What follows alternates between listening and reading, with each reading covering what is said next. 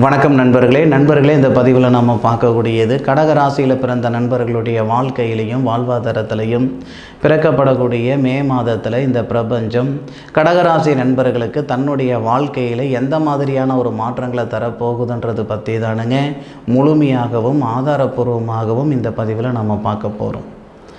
மே மாதம் 1ஆம் தேதி புதன்கிழமை அதிகாலை பிறக்கப்படுது. உத்திராடம் நட்சத்திரத்தில், விநாயகர் பிறந்த நட்சத்திரத்தில். அப்போது கடக ராசிய அதிபதி சந்திரன் ராசிக்கு 7வது பாவகத்திலிருந்து கடக ராசியை பார்க்கக்கூடிய ஒரு தருணம். பொருளாதாரத்தில் இருக்கிற சங்கடங்கள் இந்த மாதத்தில் சரியாகிறதுக்கு உண்டான ஒரு பாதையை உருவாக்கி கொடுக்கும் இந்த பிரபஞ்சம். பொதுவாக பல பேருடைய வாழ்க்கைக்கும் வாழ்வாதாரத்துக்கும் கடகராசி நண்பர்கள் காரணமாக இருந்து தான் பழக்கம். ஏதோ ஒரு கிரகம் கிட்டத்தட்ட ஒரு 1.5 வருஷமாக 2 வருஷமாக மற்றவங்களுடைய சங்கடங்களுக்கு ஏதோ ஒரு சூழ்நிலையில் காரணமாக ஆயிட்டுமே அப்படின்ற மன அழுத்தம் நிச்சயமாக கடகராசி நண்பர்களுக்கு இருக்க தான் செய்யும். இந்த தருணத்தில் வாங்கின இடத்துல கட்டிவிடுவோம், கட்டின இடத்துல கொடுத்த இடத்துல வாங்கிவிடுவோம். கொடுக்கல் வாங்கல் இருக்கிற சங்கடங்கள் 100% சரியாகிறதுக்கு உண்டான தருணம் நிச்சயமாக இந்த கடகராசி நண்பர்களுக்கு மே மாதம். அதுபோக ராசிக்கு 2வது பாவகத்துக்கு அதிபதி ராசிக்கு 10வது பாவகத்தில் தொழில் ஸ்தானத்தில் உச்ச நிலையில் சுக்கிர பகவானோடு சேர்ந்துருக்கிறாரு. இந்த மாத தொடக்கம் அன்னைக்கு மே மாதம் 1ஆம் தேதி அன்னைக்கு உங்களுடைய ராசிக்கு 11வது பாவகன் சொல்லக்கூடிய லாபஸ்தானத்தில் குரு பகவான் வர்றது நமக்கு சிறப்பு. அப்போது வேலை வாய்ப்பில் இருக்கிற சங்கடங்கள் எல்லாம் சரியாகிறதுக்கு உண்டான ஒரு தருணமாக இருக்கும். வெளிநாடு தொடர்புள்ள வேலைகள் செஞ்சுக்கிட்டு இருந்தேங்க, வேலை பறி போயிடுச்சு. இல்லை வெளிநாடு போகலாம்னு இருந்தேனுங்க, போக முடியல. வெளிநாட்டுக்கு போயிட்டுனுங்க, அந்த இடத்துல என்னால் இருக்க முடியல. இந்த மாதிரி வேலை ரீதியாக இருக்கக்கூடிய அந்த சங்கடங்கள் எல்லாமே சரியாகிறதுக்கு உண்டான தருணம் மே மாதம் 1ஆம் தேதியிலிருந்தே இந்த பிரபஞ்சம் கொடுத்துரும். அதில் மாற்றுக்கிறது கிடையாது. குரு பயிற்சி நமக்கு மே மாதம் 1ஆம் தேதி வாக்கிய பிரகாரமாக இருந்தாலும் சரி, திருக்கணித பிரகாரமாக இருந்தாலும் சரி, மே மாதம் 1ஆம் தேதியே குரு பயிற்சி நடக்க போகுது. அப்போது கடகராசியில் இருக்கக்கூடிய நண்பர்களுடைய கஷ்ட நஷ்டம்லாம் நீங்கிறதுக்கு உண்டான வாய்ப்புகள் கொடுக்க போகுது இந்த மாதத்தில். கடன் பிரச்சனைகள் தீரப்போகுது இந்த மாதத்தில். முக்கியமான ஒரு விஷயம் என்ன அப்படின்னா, கடகராசிக்கு 4வது பாவகத்துக்கு அதிபதின்னு சொல்லக்கூடிய சுக்கிரன் கடகராசிக்கு 10வது பாவகத்தில் இருந்து அசுவனி நட்சத்திரம்னு சொல்லக்கூடிய சரஸ்வதி பிறந்த நட்சத்திரத்தில் 3வது பாதத்தில் 7 டிகிரியில் இருக்கக்கூடிய சுக்கிர பகவான் உங்களுடைய ராசிக்கு 4வது பாவகத்தை பார்க்குறாரு. அப்போ சுபஸ்தானாதிபதி சுபஸ்தானத்தை பார்க்கக்கூடிய தருணம் இந்த மாதத்தில். நிறைய நண்பர்களுக்கு வாகன யோகம் இருக்குது. இந்த நிமிஷத்தில் நான்லாம் எங்கே சார் வண்டி வாங்க போகிறேன், இருக்கிறது சரிப்படுத்தி வச்சுக்கலாம்னு இருக்கிறேன், இல்லை நான் பஸ்ஸில் போயிட்டு பஸ்ஸில் வரலாம்னு இருக்கிறேன் சார், வாகனமெல்லாம் எனக்கு அவசியம் இல்லை அப்படின்ற மாதிரி ஒரு மனநிலையில் கடகராசி நண்பர்கள் இருக்கலாம். கரெக்டாக சொல்கிறேனுங்க, மே மாதம் 7 தேதிக்கு மேற்கொண்டு நிறைய நண்பர்கள் வாகனம் வாங்குறதுக்கு உண்டான வாய்ப்புகள் கொடுக்கும். சரிங்களா? நிச்சயம் நடக்கும், நடந்தே தீரும். இது ஒரு புறம் இருக்கட்டும். அதுபோக இந்த சூரிய பகவான் தான் மாத கிரகங்க. கடகராசிக்கு 2வது பாவகத்துக்கு அதிபதி சூரியன், அவர் தான் மாத கிரகம். அவர் எந்த பாவகத்தில் இருக்கிறாரோ, யாருடைய சாரத்தில் இருக்கிறாரோ அதுக்கு தகுந்த மாதிரியான பலன்கள் தான் ஏற்படும். மே மாதம் 1ஆம் தேதியிலிருந்து மே மாதம் 7ஆம் தேதி வரை 100% கடகராசி நண்பர்களுக்கு திருமணம் போன்ற சுபகாரியங்கள் நடக்கிறதுக்கு உண்டான ஒரு தருணம். மே மாதம் 1ஆம் தேதியிலிருந்து மே மாதம் 7ஆம் தேதி வரை திருமணம் போன்ற சுபகாரியங்கள், இல்லை திருமணமாகி பிரிஞ்சு போன தம்பதிகள் இணைகிறது, பிரிஞ்சு போன காதலர்கள் மீண்டும் இணைகிறது, இந்த மாதிரியான ஒரு நல்ல விஷயங்கள் எல்லாமே இந்த கடகராசி நண்பர்களுக்கு மே மாதம் 1ஆம் தேதியிலிருந்து மே மாதம் 7ஆம் தேதி வரைக்கும் சத்தியமாக நடக்கிறதுக்கான வாய்ப்புகள் இருக்குது. முயற்சி பண்ணி பார்த்துக்கோங்க. சார் 3 வருஷமாக 4 வருஷமாக வரனே பார்த்துக்கிட்டு இருக்கிறேன் சார், இன்னும் செட் ஆகலை அப்படின்னாலும் இந்த நேரத்தில் 100% திருமணம் தடைகள் நீங்கும்.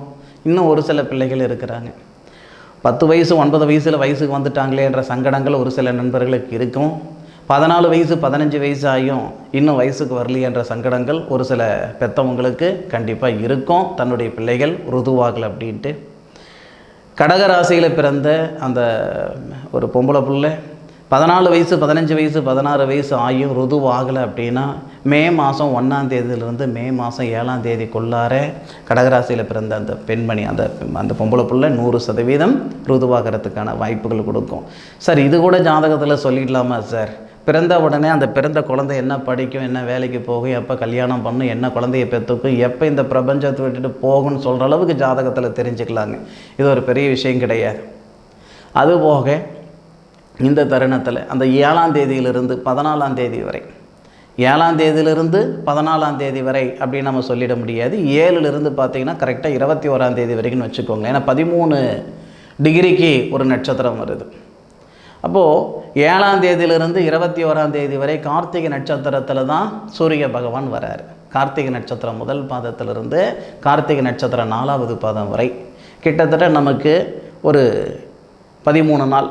அந்த 13 நாளில் உடல் உபாதைகள் சரியாகிறதுக்கான வாய்ப்புகள் கொடுக்கும்.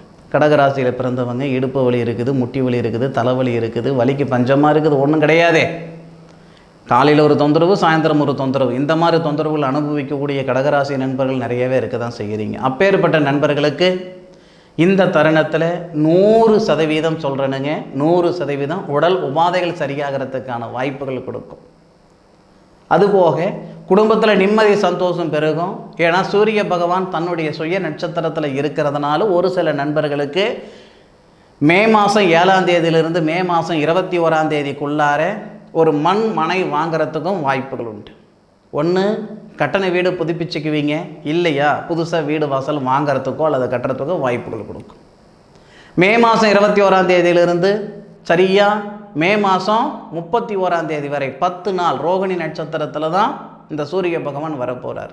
அதாவது சந்திரனுடைய நட்சத்திரத்தில் தான் நமக்கு சூரிய பகவான் வருவார். அப்போது அந்த நேரத்தில் வாங்காத பணத்துக்கு வட்டி கட்டிகிட்டு இருந்தீங்க, செய்யாத தப்புக்கு தண்டனை அனுபவிச்சுக்கிட்டு இருந்தீங்கன்னா அந்த நேரத்தில் உங்களுக்குரிய அந்த நல்ல விஷயம் நிச்சயமாக நடந்துடும். இப்போ வரைக்கும் போகாத இடத்துக்கு போனேன்னு பேர் வந்துருச்சு, செய்யாத தப்புக்கு செஞ்சேன்னு பேர் வந்துருச்சு, வாங்காத பணத்துக்கு வட்டி கட்டிகிட்டு இருக்கிறேன் அப்படின்ற சங்கடங்கள் உங்களுக்கு இருக்குதுன்னா மே மாதம் 21ஆம் தேதி வரை, மே மாதம் 21ஆம் தேதி முதல் மே மாதம் 31ஆம் தேதி வரை அந்த 10 நாட்களுக்குள்ளார நிச்சயமாக நீங்கள் வாங்காத பணத்துக்கு தான் வட்டி கட்டிகிட்டு இருந்தீங்க, செய்யாத தப்புக்கு தான் தண்டனை அனுபவிச்சுட்டு இருந்தீங்க அப்படின்ட்டு மற்றவங்களுக்கு நிரூபிக்கிறதுக்கான ஒரு வாய்ப்பை இந்த பிரபஞ்சம் உங்களுக்கு உருவாக்கி கொடுக்கும். நிச்சயமாக சொல்கிறேன், இந்த மே மாதத்தில் கடகராசி நண்பர்களுக்கு பலவிதமான மாற்றங்கள் ஏற்படும். அதில் எவ்விதமான மாற்று கருத்து இல்லை. முக்கியமாக படித்த படிப்புக்கு உண்டான வேலை வாய்ப்பு, உடல் ஆரோக்கியம், ஒரு சில நல்ல விஷயங்கள் எல்லாமே இந்த பிரபஞ்சம் தரப்போகுது. பிரபஞ்சத்தோடு சேர்ந்து நாமளும் மல்லு கட்டினாதான் நிச்சயமாக போக வேண்டிய இடத்துக்கு போய் சேர்ந்துக்கிட முடியும். அதை விட்டு நேர காலங்கள் சரியாக இருந்தால் எல்லாமே தானாக சரியாக போயிடும்னாலும் நினைக்க வேண்டாம். நேர காலங்கள் சரியாக இருக்கும்போது அதனுடன் சேர்ந்து நாமளும் பயணித்தாதான் பயணிக்கும் இடத்துக்கு போய் சேர முடியும். சரி நண்பர்களே, என்னுடைய காணொலியை முழுமையாக பார்த்தமைக்கு மனசிலிருந்து மனமார்ந்த நன்றிகளை சொல்லிக்கிட்டு மீண்டும் அடுத்த ஒரு அற்புதமான தருணத்தில் உங்கள் அனைவரையும் சந்திக்கும் வரை உங்களிடமிருந்து விடைபெறுவது உங்கள் வீட்டு ஜோதிட நண்பனான மா காளிதாஸ் மணிகண்டன். திருச்சிற்றம்பலம். வாழ்க வையகம், வாழ்க வளமுடன்.